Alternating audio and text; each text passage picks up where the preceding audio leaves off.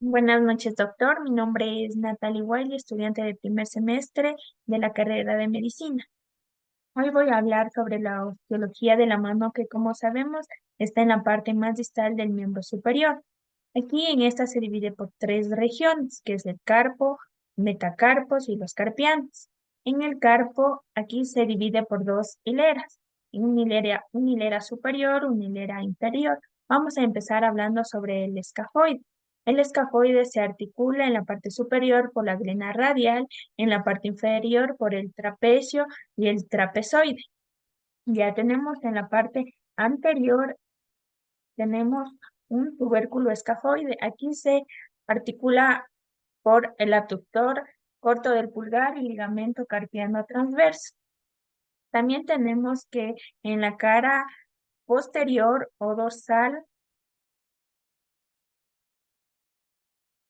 aquí está ligeramente más estrecho y reducida a un surco rugoso.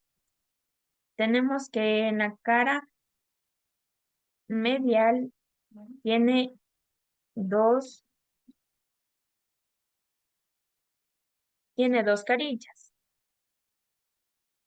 una carilla superior y una carilla inferior. En la carilla superior tiene una relación con el semilunar y en la carilla inferior se articula con el hueso grande.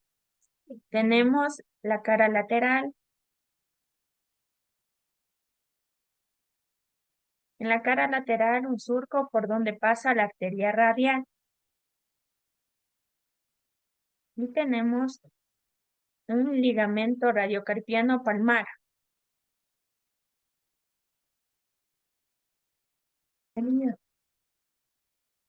Ahora voy a hablar sobre el hueso semilunar que se encuentra entre el escafoides y el piramidal. En la parte superior se encuentra con el radio y en la cara inferior se encuentra con el hueso grande y medialmente se encuentra con el hueso ganchoso. En la parte lateral se articula con el escafoide y en la parte medial se articula con el piramidal, el ligamento y también tenemos el ligamento cúbito carpiano palmar.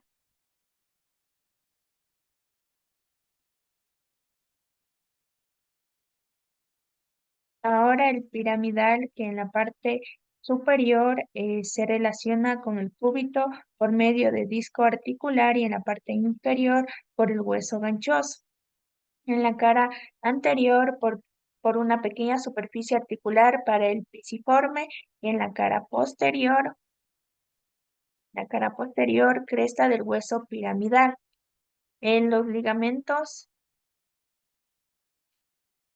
tenemos los ligamentos colaterales cubitales y también tenemos los ligamentos radiocarpianos.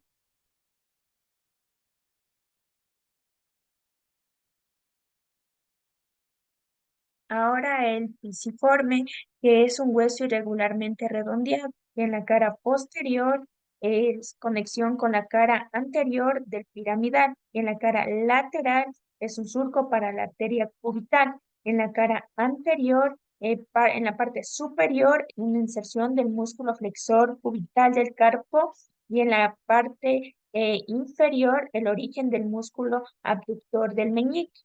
Y tenemos los ligamentos colaterales cubitales desde un haz desde la apófisis estiloide del cúbito hasta el pisiforme.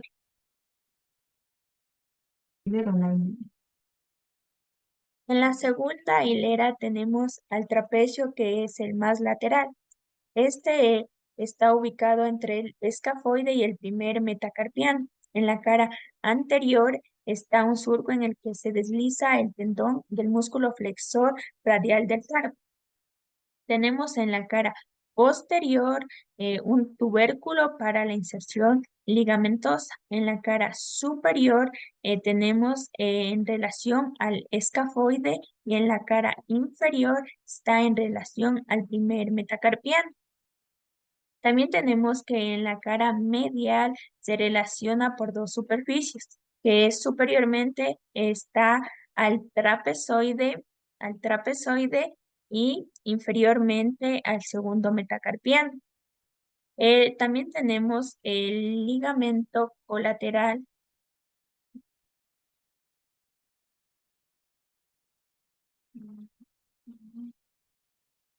que, que es este. Eh, También voy a hablar sobre el trapezoide, que el trapezoide está situado entre el trapecio y también está situado en el hueso grande. En la cara superior se articula con el escafoide, en la parte inferior se une al segundo metacarpiano. En la cara lateral está al trapecio y en la cara medial se articula al hueso grande.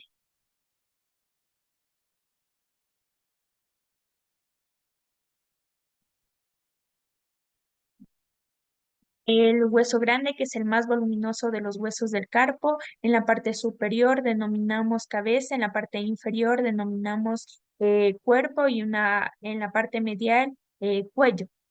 En la cara posterior, que se prolonga una saliente de la apófisis del hueso grande, en la cara superior, que se articula con el hueso escafoide y el hueso semilunar.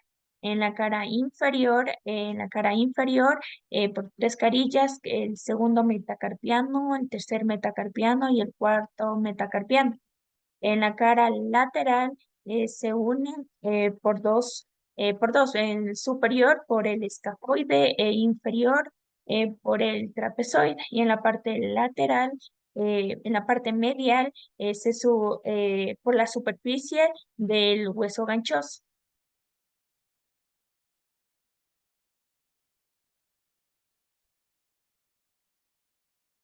Tenemos al hueso ganchoso, que tiene una forma de prisma triangular. En la cara anterior está el gancho del hueso, que en esta se insertan los músculos flexores cortos del meñique y los oponentes del meñique. En la cara lateral se articula con el hueso grande y limita medialmente al canal carpiano. En la cara medial, el surco produciendo para el paso del ramo profundo del nervio cubital y la rama palmar profunda de la arteria cubital. En la cara inferior tenemos dos carillas, la carilla lateral, que es el cuarto metacarpiano, y la carilla medial, que es el quinto metacarpiano. En la cara superomedial, que se articula con el hueso piramidal superior.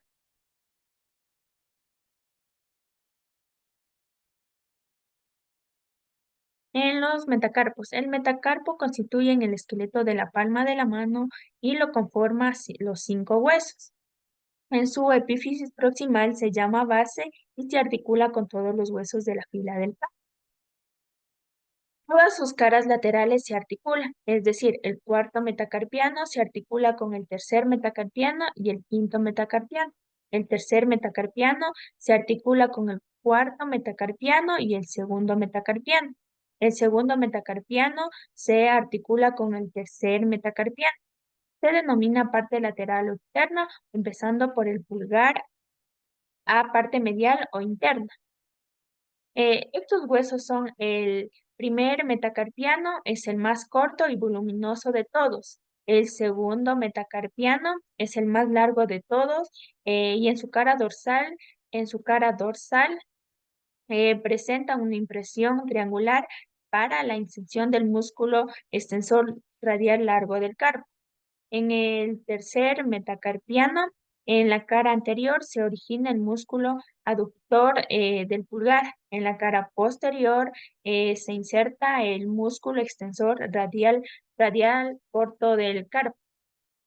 En el cuarto metacarpiano es similar al tercer metacarpiano y en el quinto metacarpiano, en la cara posterior en la cara posterior presenta un tubérculo para la inserción del músculo extensor cubital del carpo.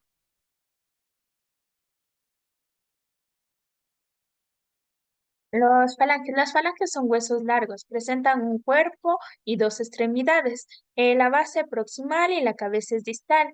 Existen en total 14 falanges. tres en cada dedo, excepto en el dedo pulgar, que ahí existen dos, y siempre se denomina de proximal a distal. Las falanges proximales, estas falanges presentan un cuerpo semicilíndrico, la base es superior y presenta una cavidad para la cabeza del metacarpio. La, las falanges proximales, las falanges proximales del dedo pulgar, eh, aquí se ve que en la base se inserta el músculo extensor corto del pulgar y en la parte medial termina el músculo abductor del pulgar. En la falange proximal del segundo, tercero, cuarto y quinto dedo. En la base, en la parte lateral del medial, terminan los músculos interóseos dorsales, palmares y dorsales. Tenemos también las falanges mediales del segundo, tercero, cuarto y quinto dedo que poseen dos articulaciones. La articulación interfalángica proximal entre las falanges proximales y los medios. La articulación, la articulación interfalángica distal entre los falanges medias y los distales. También tenemos las falanges distales. Las falanges distales tienen una cara dorsal lisa y redonda, mientras que en su cara palmar es de forma irregular y presenta una superficie de forma de herradura. Se articula con la falange con la falange proximal en el caso del pulgar y en los otros dedos se articulan con las falanges medias. La articulación interfalángica distal de las manos son articulaciones trocleares.